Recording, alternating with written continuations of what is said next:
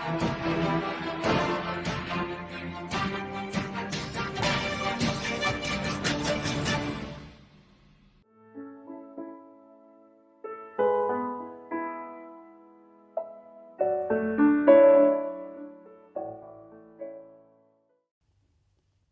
के पाठ का विषय है साकेत की पृष्ठभूमि और उसका उद्देश्य।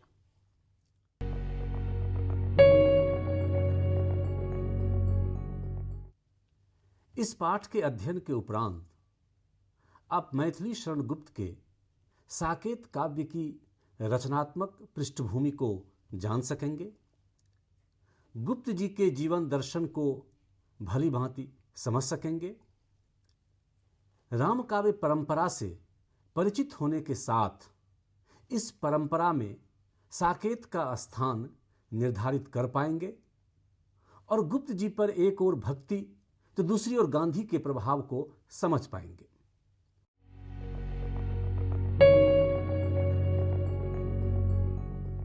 मैथिली शरण गुप्त समय सचेत कवि हैं, ये कहने की आवश्यकता नहीं है। उनका अधिकांश काव्य तत्कालीन असहयोग आंदोलन की काव्यात्मक अभिव्यक्ति है। इसके अतिरिक्त स्वतंत्रता संग्राम के उन दिनों सुधार आंदोलन, अतीत प्रेम, ग्रामोत्थान, राष्ट्रीय संगठन आदि के जो कार्यक्रम चल रहे थे, उनका प्रत्यक्ष या परोक्ष प्रतिफलन उनके काव्य में यथाअवसर हुआ है। उनके कृतित्व पर समसामयिकता की छाप स्पष्ट है। गुप्त जी की रचनाओं में यथार्थ कम, आदर्श अधिक मुखर हुआ है।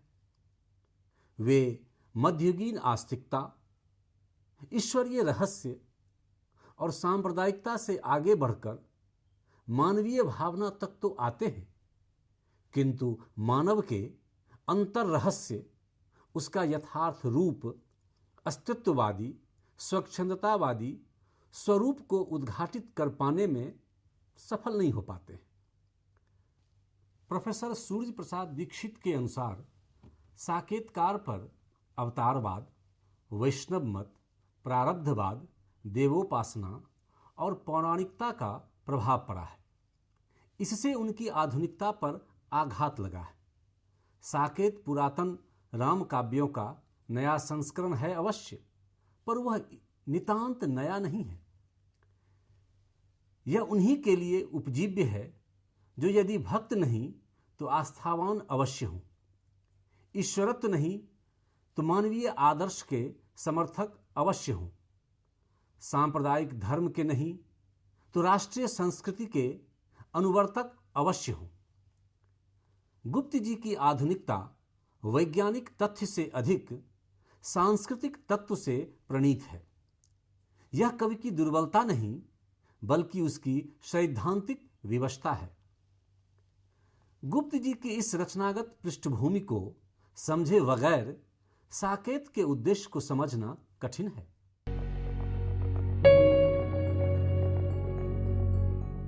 गुप्त जी का सर्वप्रमुख उद्देश्य खड़ी बोली में एक उत्कृष्ट प्रबंध काव्य रचने का था, क्योंकि उन दिनों ब्रजभाषा काव्य रचना का प्रमुख माध्यम थी। लोगों में ब्रजभाषा में कविता पढ़ने का संस्कार प्रबल था, किंतु ब्रजभाषा का माधुर्य स्वतंत्रता के लिए संघर्षरत हिंदुस्तान की समग्र जटिलता और जीवन जगत के संपूर्ण संघर्ष को वाणी प्रदान करने में अवरोध उत्पन्न कर रहा था। मैथिली शरण गुप्त जी को भी स्वयं खड़ी बोली में काव्य रचना करने में कठिनाई होती थी। उन्होंने सन 1904 में महावीर प्रसाद द्विवेदी को लिखे एक पत्र में इस तथ्य को स्वीकार करते हुए लिखा है, खेद का विषय है कि इस दास को स्वभाव से ही खड़ी बोली से कुछ अरुचि सी है। एक बार जब गुप्त जी ने सरस्वती में अपनी कविता भेजी तो महावीर प्रसाद द्विवेदी जी उन्हें लिखा, आपकी कविता पुरानी भाषा में लिखी गई है। सरस्वती में हम बोलचाल की भाषा में ही कविता छापना पसंद करते हैं। यह बात गुप्त जी के दिल में धंस गई और उन्होंने इसे एक चुनौती के रूप में लिया। यही चुनौती कालांतर में साकेत लेखन का आधार बनी। उन दिनों खड़ी बोली में महाकाव्य लिखना अत्यंत दुष्कर कार्य था, किंतु गुप्त जी ने इस दुष्कर कार्य को करने का अपार साहस दिखलाया। यद्यपि डॉक्टर नगेंद्र ने साकेत को जीवन काव्य की संज्ञा दी है, किंतु आचार्य हजारी प्रसाद द्विवेदी इसे महाकाव्य मानते हैं। पंडित विश्वनाथ प्रसाद मिश्र ने उसे एकार्थ काव्य की संज्ञा दी है। उनका कथन है कि महाकाव्य में कथा प्रवाह विविध भंगिमाओं के साथ मोड़ लेता आगे बढ़ता है, किंतु एकार्थ काव्य में कथा प्रवाह के मोड़ कम होते हैं। अधिकतर वर्णनों या व्यंजनाओं पर ही कवि की दृष्टि रहती है। गंगा अवतरण, प्रिय प्रवास, साकेत, कामायनी आदि वस्तुतः एकार्थ काव्य ही हैं। आचार्य नंदुलारे वाजपेयी साकेत के बड़े प्रशंसक हैं, उसे महाकाव्य भी मानते हैं, किंतु उसकी सीमाओं के उद्घाटन से भी पीछे नहीं हटते। उन्होंने अपनी पुस्तक हिंदी साहित्य 20वीं शताब्दी में लिखा है, साकेत जैसे अनित दीर्घ महाकाव्य में यदि घटनाओं का पूर्ण समाहार नहीं होता तो सिद्ध है कि काव्य के क्षीर सागर में पानी पड़ रहा है। साकेत का अंतरंग भी हमारे आरोप का समर्थन करता है। काव्य के प्रथम 8 सर्गों में जितने चित्र हैं सब निकट से खींचे गए हैं। निकट होने के कारण वे छोटे जान पड़ते हैं। मस्तिष्क पर उनका यह प्रभाव पड़ता है कि वे म्रियमाण हैं। महाकाव्य में ऐसे चित्र शोभा नहीं देते। दूसरी तरफ साकेत के महाकाव्यत्व पर प्रकाश डालते हुए वे कहते हैं कि यूं तो महाकाव्य की व्यापकता और महत्व के कोई सुनिश्चित प्रतिमान नहीं हो सकते और अंततः इस संबंध का निर्णय मतभेद से रहित नहीं हो सकता, किंतु साकेत काव्य का साहित्यिक जगत में जो सम्मान है, हिंदी के ऐतिहासिक विकास में जो उसकी देन है, युग चेतना के जो नवोन्मेष में उसमें अपनी आभा बिखेर रहे हैं, उन्हें देखते हुए साकेत को महाकाव्य न कहना अन्याय होगा।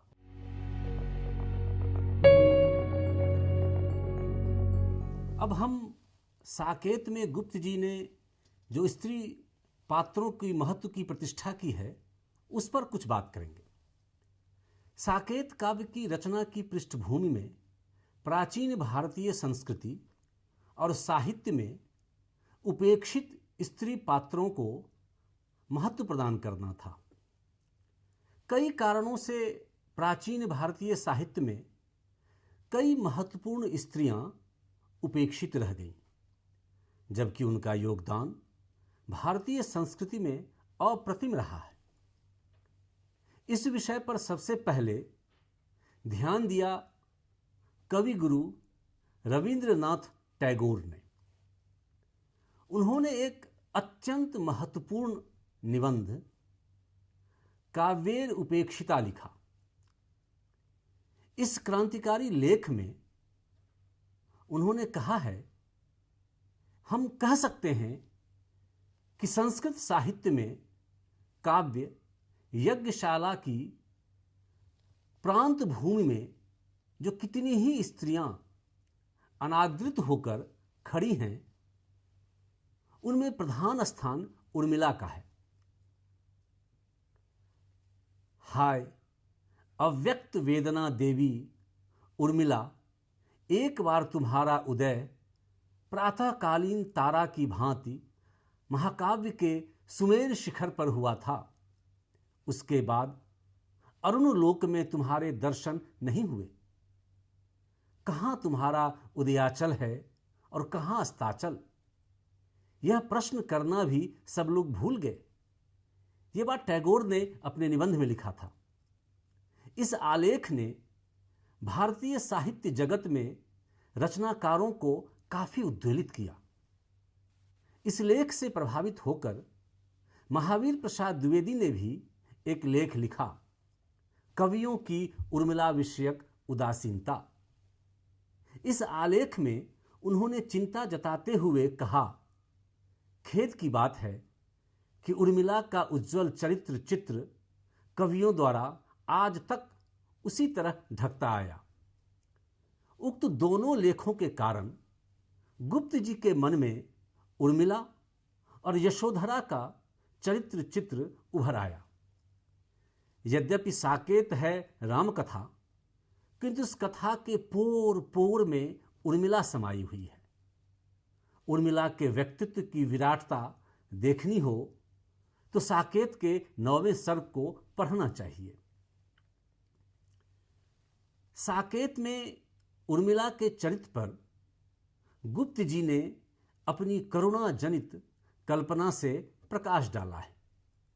वाल्मीकि और तुलसी ने उर्मिला के त्याग पर चुप्पी साध ली थी, पर गुप्त जी उर्मिला के त्याग को लोक भाव भूमि के केंद्र में लाए हैं।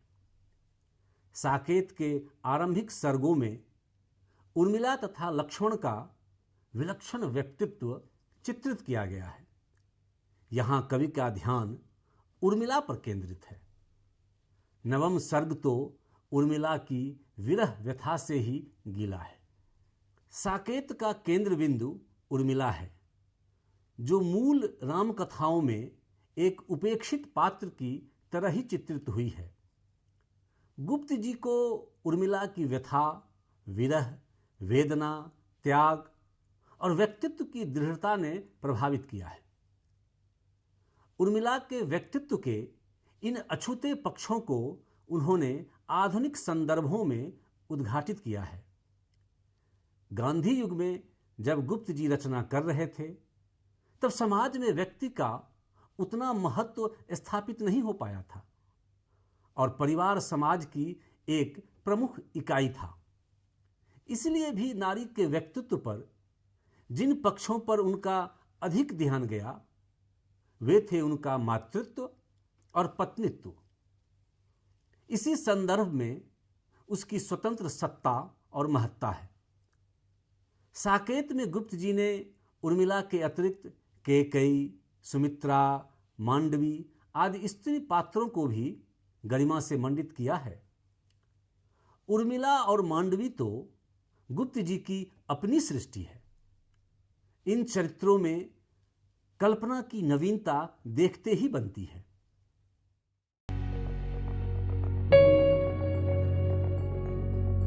भारतीय जीवन एवं संस्कृति के महान प्रतिनिधि महाकाव्यों में रामायण और महाभारत 2 श्रेष्ठतम महाकाव्य हैं, जिनमें मानवीय जीवन और संस्कृति का इतिहास सुरक्षित है। रामायण भगवान राम के जीवन की गाथा है, जो हजारों वर्षों से इस देश की सांस्कृतिक प्रेरणा रही है और जिस पर इस युग के महाकवियों ने अपनी कलम उठाई है। साकेत का एक परम उद्देश्य इसी परंपरा में सार्थक हस्तक्षेप करना है, जिसमें भगवान राम के साथ साथ उर्मिला एवं अन्य स्त्री पुरुष चरित्रों की व्याख्या आधुनिक चिंतन के आधार पर की जा सके।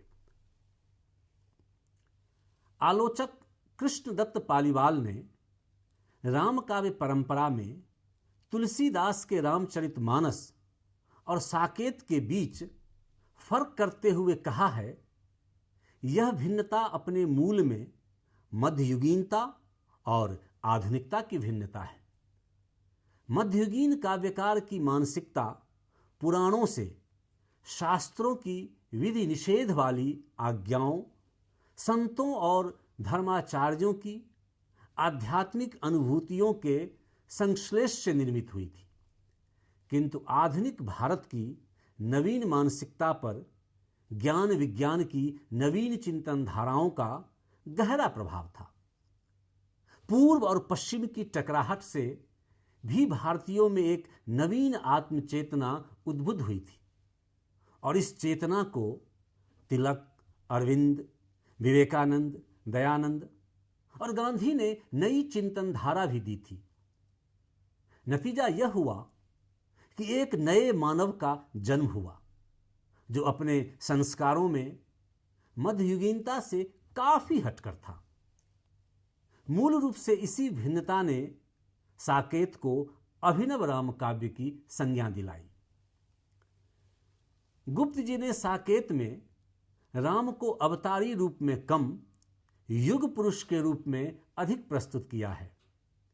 राम के व्यक्तित्व निर्माण में उनका यह आदर्श प्रमुख है।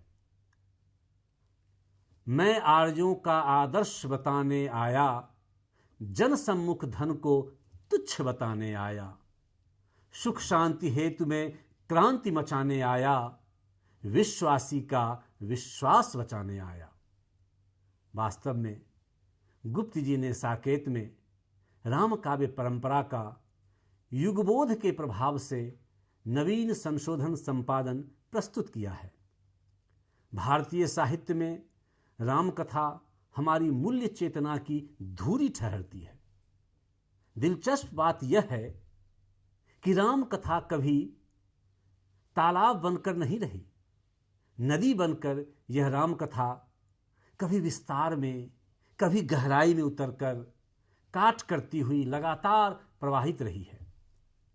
इस राम कथा का केंद्र है साकेत। यही हनुमान तक आकर कहानी सुनाते हैं। गुप्त जी इस ढंग के और ऐसे समर्थ कथा शिल्पी हैं कि हम राम कथा का स्पर्श श्रवण करके ही नहीं रह जाते, उसमें अवगाहन करते हैं। राम काव्य परंपरा में साकेत की अपनी कुछ सीमाएं हैं। जैसे कवि राम के चरित्र को भी भव्यता प्रदान करना चाहता है और उर्मिला के चरित्र की विराटता को भी अक्षुण्ण बनाए रखना चाहता है, किंतु दोनों का संतुलन कहीं कहीं साकेत में बिखर जाता है।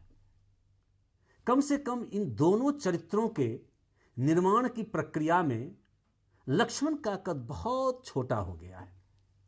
इस सब के बावजूद इन्होंने आधुनिक राम काव्य लिखने की जिस परंपरा का आरंभ किया वह बाद में चलकर बहुत फला फूला।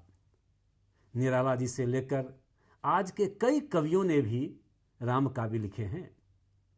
राम काव्य परंपरा में साकेत के महत्व को उद्घाटित करते हुए नंदलाल वाजपेयी कहते हैं, साकेत काव्य में रामायण की कथा जिस सतर्कता अथवा स्वाभाविकता से सजाई गई है उसके लिए कवि की प्रशंसा की जानी चाहिए। कई स्थानों में कथा के तार बड़ी बारीकी से जोड़े गए हैं। उर्मिला के विरह वर्णन में उद्दीपन बनकर बालकांड की जो कथा आई है वह मैथिली शरण जी की श्रेष्ठ कला का परिचय देती है।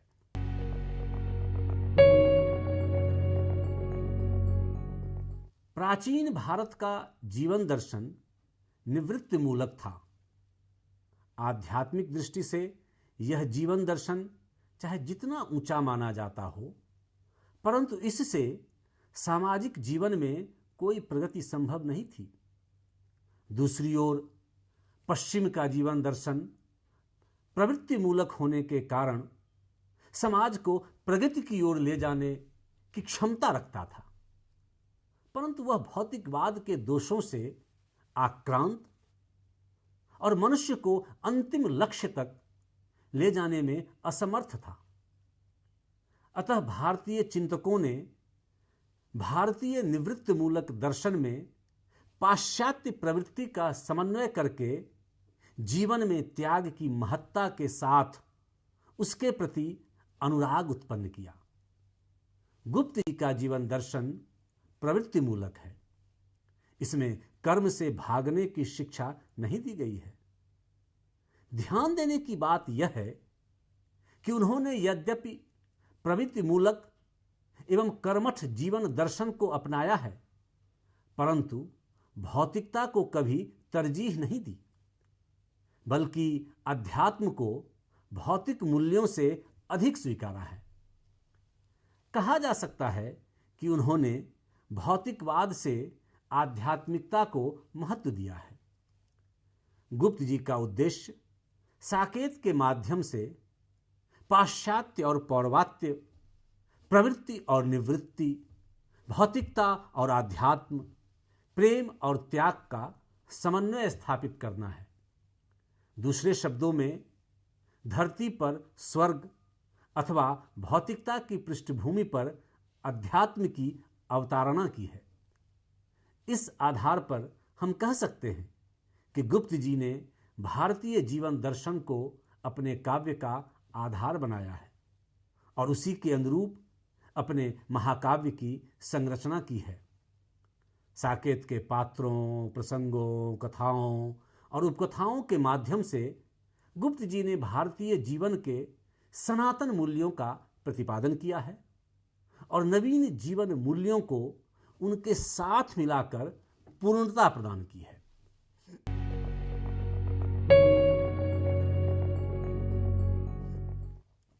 अब हम साकेत में गांधीवादी जीवन दर्शन के मूल्य और महत्व के बारे में कुछ बातचीत करेंगे। मैथिली शरण गुप्त पर महात्मा गांधी का गहरा असर था। उन दिनों संपूर्ण भारतीय राजनीति पर, साहित्य पर गांधीवादी प्रभाव को लक्षित किया जा सकता है। मैथिली शरण गुप्त की जीवन शैली भी गांधी जी की जीवन शैली से अनुप्राणित थी। इसलिए गुप्त जी की एक महत्वपूर्ण आकांक्षा साहित्य के माध्यम से गांधीवादी दर्शन को विस्तार प्रदान करना था। दरअसल स्वयं गांधी जी भी रामकथा और राम राज्य से अत्यधिक प्रभावित थे और गुप्त जी तो राम भक्त थे ही। इसलिए गुप्त जी का राज्यादर्श वही था जो गांधी जी का था। मूल रूप से गुप्त जी का राज्यादर्श गांधी जी का राम राज्य है। गुप्त जी के अनुसार राज्य चाहे कैसा भी हो, वह लोक सत्तात्मक हो या राज सत्तात्मक या फिर समाज सत्तात्मक, उसका आदर्श न्यायपरक होना चाहिए। गुप्त जी द्वारा प्रतिपादित साकेत का राज्य भी प्रजा की धरोहर है। प्रजा के हित का औचित्य उसमें है। राज्य राजा के भोग के लिए नहीं है, वरन जनता के कल्याण के लिए है। साकेत के राम उसी को इस रूप में रखते हैं। तुम्हें रुचता है यह अधिकार, राज्य है प्रिय भोग या भार। बड़े के लिए बड़ा ही दंड, प्रजा की थाती रहे अखंड। गुप्त जी के साकेत की माने तो राजा को केवल व्यवस्थापक होना चाहिए। जहां स्वार्थ भावना होगी, वहां राष्ट्र प्रेम कहां। ऐसा राजा राष्ट्र को प्रगति के स्थान पर ले जाने के स्थान पर विनाश की ओर ले जाएगा।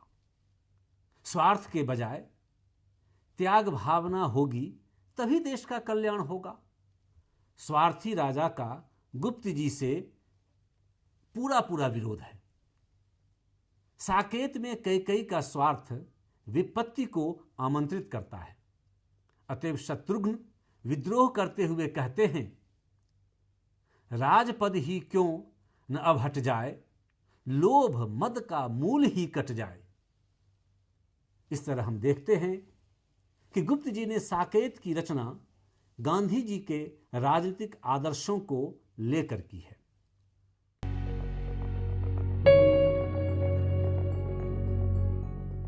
मैथिली शरण गुप्त सामाजिक व्यवस्थाओं में आमूल चूल बदलाव के पक्षधर नहीं है। सामाजिक व्यवस्था में व्याप्त विसंगतियों और जटिलताओं के पचड़े में न पड़कर ऊपर ऊपर उसे आदर्श और सुविधापूर्ण बनाना चाहते हैं। यही कारण है कि सामाजिक व्यवस्था में वे वर्ण व्यवस्था तक का औचित्य निरूपण करते हैं। साकेतकार संयुक्त पारिवारिक व्यवस्था के प्रति आग्रहशील हैं। साकेत का राम परिवार हिंदू परिवारों का आदर्श है। पारिवारिक सदस्यों का परस्पर व्यवहार, पारिवारिक मर्यादा बोध, कर्तव्य का अनुशासन, इन पात्रों के माध्यम से बड़ी सुघड़ता के साथ व्यंजित हुआ है। साकेत का एक महत्वपूर्ण उद्देश्य पाठकों को दाम्पत्य जीवन के आदर्शतम भारतीय रूप से साक्षात्कार कराना था। इस दाम्पत्य जीवन में पति पत्नी के प्रति उदार रहता है और पत्नी का कर्तव्य पति के लिए आत्मोत्सर्ग कर देने में है। उर्मिला की वास्तविक पहचान लक्ष्मण के विरह में तड़पने और आहें भरने में है। पति को भला बुरा कहना भारतीय संस्कृति को मान्य नहीं। भ्रांतिवश लक्ष्मण को वन से वापस लौटते देख उर्मिला भला बुरा कहती हैं और पश्चाताप करती हैं। अधम उर्मिले हाय निर्दया, पतित नाथ है तू सदा छाया। इन सारी सामाजिक व्यवस्थाओं के भीतर मर्यादा की एक मजबूत डोर बंधी हुई है और यह मजबूत डोर पारंपरिक भारतीय दृष्टि की है। यहां सीता या राम कोल किरात आदि को आदर तो दे सकते हैं, किंतु पूर्णतः समानता का दर्जा नहीं दे सकते। इस आदर देने में कृत्य कृत्य करने की भावना उपस्थित है। अब जहां छोटे को अपने छुटपन और बड़े को अपने बड़प्पन का एहसास हो, वहां समानता का भाव उत्पन्न हो ही नहीं सकता। यहां शूद्रों को अपनी सीमा में रहना मर्यादा है, तो ब्राह्मणों को उदार होना मर्यादा है। जितने प्रवाह हैं बहें अवश्य बहें वे, निज मर्यादा में किंतु सदैव रहें वे।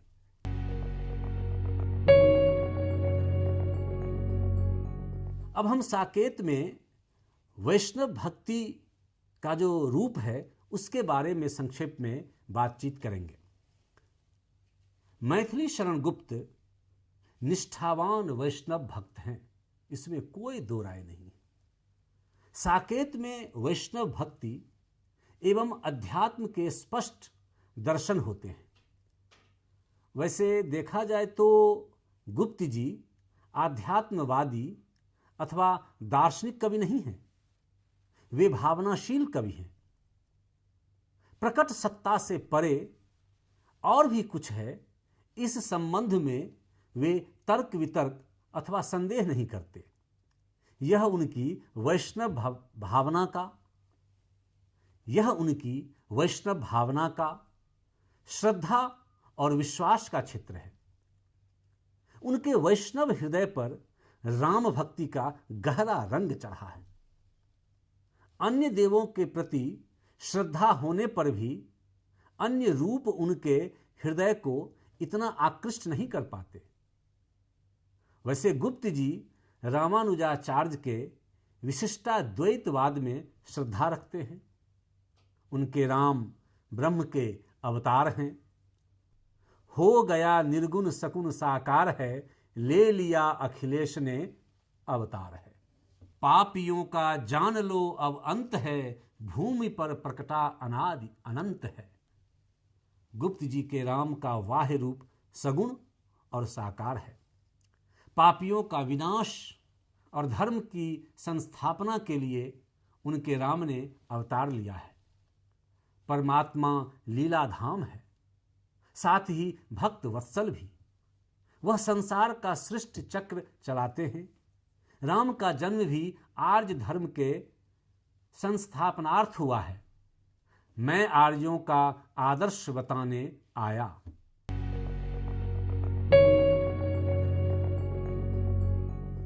अब साकेत में एक बहुत बृहत विश्व कल्याण की भावना निहित है। हम देखेंगे कि किस प्रकार से यह विश्व कल्याण की भावना साकेत में अनुस्यूत है।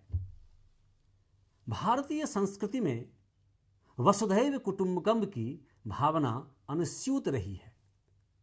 गुप्त की संवेदनशीलता, क्षेत्रीयता और राष्ट्रीयता से आगे बढ़कर विश्व कल्याण की भावना को प्रसारित करने की थी। साकेत में हम उनकी इस भावना के दर्शन यत्र तत्र सर्वत्र देखते हैं। किसी एक सीमा में बंधकर रह सकते हैं क्या प्राण? एक देश क्या, अखिल विश्व का तात चाहता हूं मैं त्राण। उनकी आकांक्षा यह है कि संपूर्ण विश्व सुख शांतिपूर्वक प्रगति पथ पर बढ़ता चले। गुप्त जी उदारमना तथा सामाजिक भावना के कवि हैं। उनमें विश्व कल्याण की भावना पूरी तरह भरी हुई है। गुप्त जी संपूर्ण पृथ्वी की वंदना करते हुए विश्व भावना को प्रस्तुत करते हैं। पृथ्वी के साथ मानव का अटूट संबंध है। गुप्त जी ने साकेत में राम द्वारा भूतल को स्वर्ग बनाने की कल्पना की है। देखिए कितनी अच्छी कल्पना है। भव में नव वैभव प्राप्त कराने आया, नर को ईश्वरता प्राप्त कराने आया। संदेश यहां मैं नहीं स्वर्ग का लाया, इस भूतल को ही स्वर्ग बनाने आया।